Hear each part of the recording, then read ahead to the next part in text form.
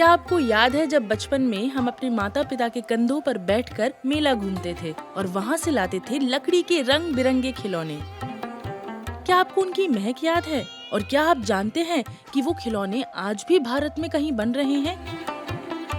इनकी फैक्ट्री में आप वही खुशबू सूंघ पाएंगे जो आपको बचपन के उन खिलौनों से आती थी।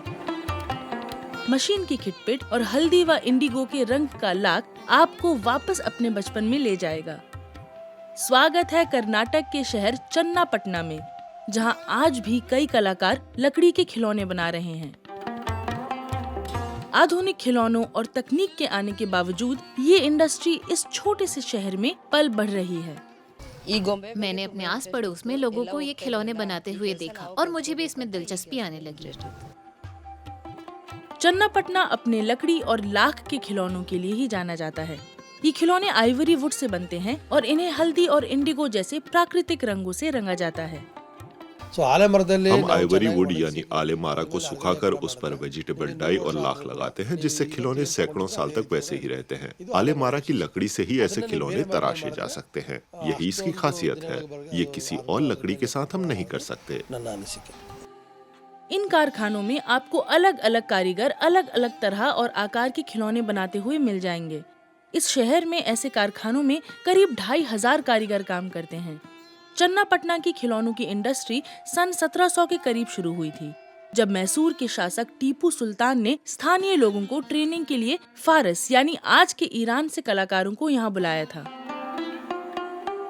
साल 2010 में भारत के दौरे पर आई मिशेल ओबामा ने जब दिल्ली से ये खिलौने खरीदे, तब इस उद्योग में थोड़ी बिक्री बढ़ी। हालांकि बाजार में इनकी नकल वाले चीनी खिलौने और ऐसे खिलौनों की सस्ती कॉपी भी आ चुकी है। इससे शहर में उद्योग के विकास पर बुरा असर हुआ है और ये उद्योग जैसे तैसे सांस ले रहा है।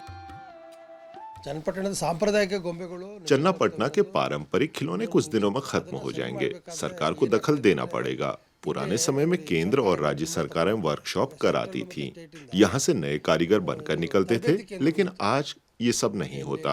आजकल लोग जोखिम उठाने के बजाय पैसों के पीछे भागते हैं। उन्हें लगता है कि इस कला को सीखने के बजाय एक सिक्योरिटी गार्ड की नौकरी करना बेहतर है, जिसमें बधी हुई सैलरी मिलती है। एक समय पर सभी खिलौने हाथ से तराशे जाते थे, लेकिन अब बिजली से चलने वाली खरादों के इस्तेमाल ने खिलौने बनाने के खर्च को कम किया है। इस इंडस्ट्री के विकास के लिए हम चाहते हैं कि सरकार यहाँ कला सीखने के सेंटर खोले और सरकार हमें और हमारे परिवारों को स्वास्थ्य बीमा दे। जीएसटी बढ़ने से भी व्यापार में नुकसान हो रहा है। पहले ये 4% था, लेकिन अब ये 12% वाले ब्रैकेट में आता है, जो इंडस्ट्री के लिए बहुत भारी पड़ रहा है। जो लोग आज भी ये काम कर रहे हैं, उनके लिए सवाल रोजी रोटी से बढ़कर है। मुझे खिलौने बनाना बहुत अच्छा लगता है। मैं 1 हफ्ते से ये काम सीख रही हूँ। जब आप यहाँ होते हैं और कोई खिलौना बनाते हैं, तब आपको उसमें बहुत खुशी मिलती है।